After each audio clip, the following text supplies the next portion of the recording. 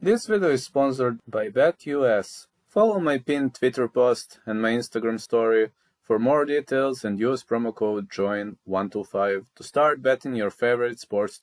Bellator 273 is taking place the upcoming weekend at Footprint Center, Phoenix, Arizona. And I got to say, I got pretty much great fights. I will do a live stream later. I will just go through the main card. SABAH HOMASI gonna meet JALEEL WILLIS. SABAH HOMASI, the Punisher, 6'0", 72 inches of reach, 15-10. HOMASI is riding on back-to-back losses to Paul Daly and Andrei Koreshko. Prior to that, he outworked Curtis Millender. He knocked out Bobby Walker, and he used to fight at UFC. Unfortunately, he had a score of 3-0 with back-to-back knockout losses to Tim Means and Abdul Razak Al Hassan on 2 occasions. And unfortunately for him, he has only one Bellator victory in his previous outing against Eric Moon. Millender, Walker, these were good victories. I mean, this guy for me is a pretty much good all-rounder. Now he's going to meet JALEEL WILLIS. JALEEL, the realest Willis, 15-3-0, 5'11", 74.5 inches of reach. Got to say that JALEEL WILLIS is pretty much looking like a very, very strong guy, and it's very hard to hoop inside the ring with this guy. Memphis Judo Jiu-Jitsu fighter fighting out of North Memphis, Tennessee. Lost via guillotine choke to Muhammad Berkamov. Prior to that, he outworked Michael Mendonca, Mark Lemminger. At LFA, he was extremely dominant against Vinicius de Jesus. His cardio is brutal, also was better than Dakota Bush. He was beating beasts. I mean, that guy was slaying beasts. I kind of have a feeling that JALEEL WILLIS is going to be better in every single aspect of the game, so I'm going to go with JALEEL WILLIS for this one to win. Henry CORRALES, 5'8", 70 inches of reach, riding a score of 19-6.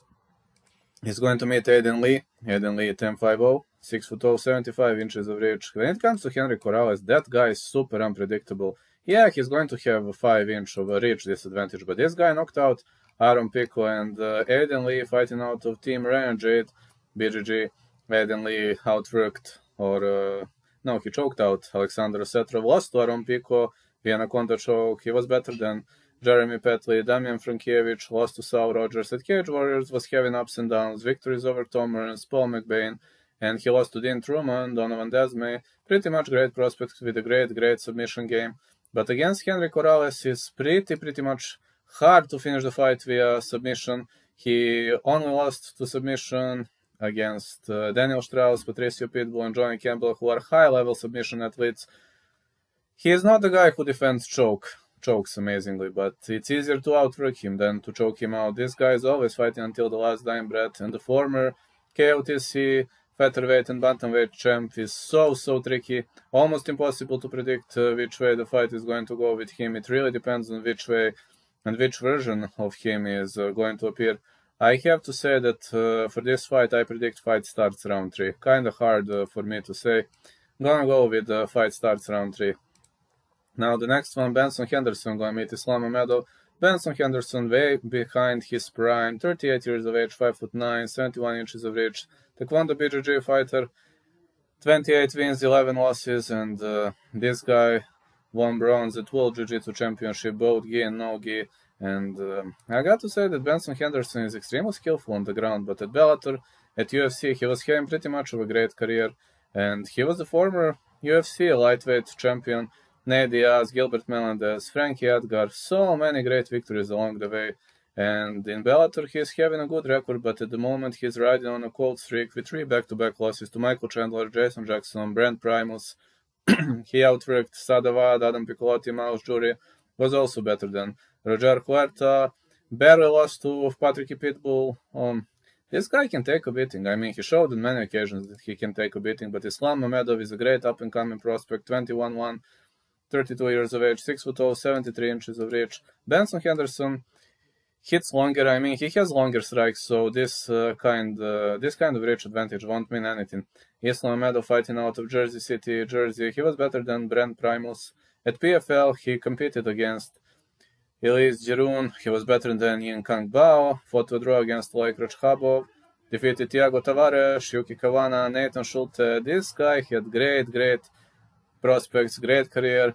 he was better than Jorge Patino. So I have to say that Benson Henderson, if I was the bookie, I would put Benson Henderson to be a massive underdog. Let's see. Yeah, minus 450 to Islam Mamedov. I definitely agree with this. I do think Islam Mamedov wins, but if you're fishing for some either Islam Mamedov to win, that's option number 1. Option number 2, fight starts round 3. I do think that it's not going to be an easy fight for Islam Mamedov, so these are 2 potential options. Now, the final fight of the card is going to be between Ryan Bader and Valentin Moldavsky. Ryan Bader, he has never been the champion of the UFC, but he was a double champion Bellator, 6'2", 74 inches of reach.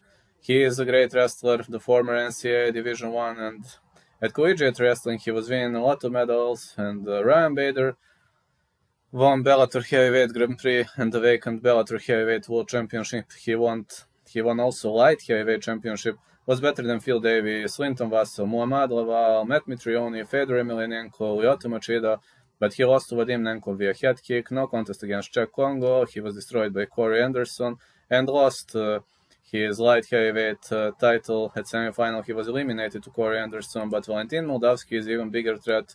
6'1", 75 inches of reach, combat sambo fighter out of Ukraine, 11-1.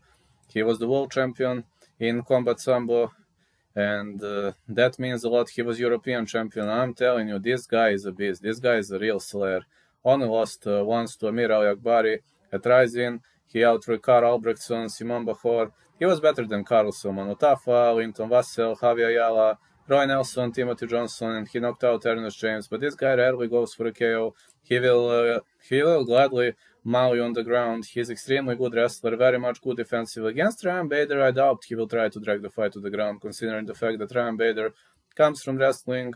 I do think that Valentin Moldavsky will try to stand and bang against him, or potentially to go for a submission attack. It's pretty much known that Ryan Bader has never been great submission defense guy. We've seen that in the matches against John Jones and Tito Ortiz. We've seen how Glover Teixeira knocked him out cold. I mean, he was standing on the top, destroying him. And I got to say that Ryan Bader is going to have a very hard time. Valentin Moldavsky is the favorite, so I'm backing up this kind of decision. I really think that Ryan Bader shouldn't be a favorite in this one. I think Valentin Moldavsky, right now interim champ, is going to become the undisputed champ. I think Bader is going to lose his title because Valentin Moldavsky is right now at his prime, and Valentin Moldavsky is pretty much riding on a roll. He is a great fighter, good everywhere.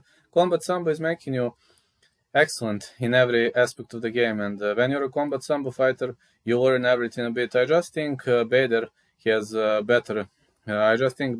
better striking, which he showed in the matchup against Fedor Emelianenko. He knocked him out cold with that left. That left punch was outstanding because Fedor was standing like this. He ate that hook, and I don't think it's possible to knock out Moldavsky like that. So I'm going with Moldavsky to win. If I must pick something harder, than Moldavsky decision.